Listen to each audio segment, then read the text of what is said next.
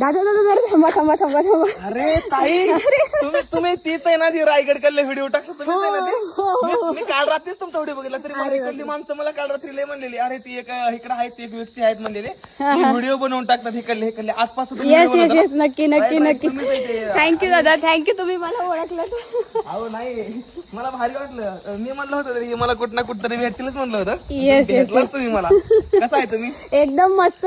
तुम्ही कसे आहात? एक नंबर एक नंबर. मस्त महादेवाच्या आशीर्वादाने खूप जास्त भारी वाटतं या. खूपच छान खूपच छान. ब्लॉग चालू आहे का आपला? हो येस चालू आहे. मी अरे आता भावांना तुम्हाला काय सांगायचंय मला ताई भेटले त्या खूप जास्त भारी वाटतंय मला कालच मला लोकांना सांगितलं होतं की इकडे एक ताई येते ती व्हिडिओ काढून टाकते त्या आणि खूप जास्त भारी वाटतंय मला ह्यांना भेटून. आता मी रायगडलाच निघालो या पण सायकलचा थोडा प्रॉब्लेम झालाय हा. आणि तरी पण चालतो या. खूप जास्त भारी वाटतंय मला. तुमचा काही प्रश्न वगैरे काय विचारायचं? नाही नाही खरंच खूप मला पण भारी वाटतंय. पण मला एक विचारायचं होतं की आपलं म्हणजे तुम्हाला हे मोटिव्ह कसं काय भेटलं की हे करावं आपण असं ट्रॅव्हलिंग करावं ह्याच्यावरती. पण मेन म्हणजे मोठा प्रश्न की तुम्हाला आर्थिक सहाय्य कसं काय, कारण ह्याच्यावरती कसं माणूस करतो पण पैसे कुठनं कमवणार. राहायला शेवटी बघा टेंट घेतला काय घेतला तरी पैसा आलाच ना. जेवायला खायला आला आता गाडी खराब झाली थोडस त्याला रिपेअर वगैरे सगळं आलं ते कसं काय करता मॅनेज तुम्ही? सुरुवातीच्या दिवसामध्ये ज्यावेळेस निघलो होतो का नाही त्यावेळेस काय प्रतिसाद नव्हता. आई वडील पण रडत होती घरनं जाताना मनाची काय कशाला निघालाय सायकलीवर हेन तीन.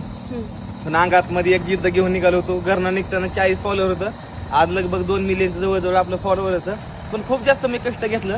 माझ्यावर एक दिवस असा आला होता का नाही की मी असा विचार केला की नाही एक तरी घरी जायचं आणि लोकांच्यात कामगिरी करायची, एक तर पुढे जायचं आणि स्वतःची लाईफ सेट करायची.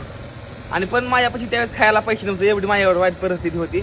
पण मी त्यात मध्ये नाही म्हणता हे केलं. मी 30 रुपयाचा 6 समोसा घ्यायचो मी आणि सकाळ 2 दुपार 2 संध्याकाळी 2 खायचो मी. आणि तसं मी चाललो मी खूप जास्त.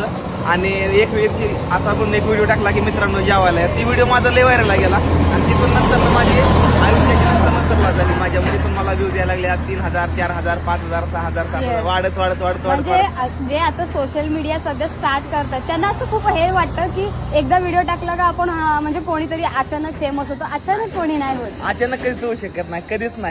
कधीच होऊ शकत नाही अचानक. कसं असतंय नशिबाच्या भरोसा कधी बसत नाही. 99% तुमची मेहनत असते आणि 1% नशीब असतंय. तर त्यामुळे कधीच बसून राहू नका. आयुष्यामध्ये काय पण करा, खरतर प्रवास करा. मला जर कोणी म्हणलं नाही बाबा तू बसून राहा मी तुला सांभाळतो तर मी नाही बाबा राहू शकत. मला जमणारच नाही ती.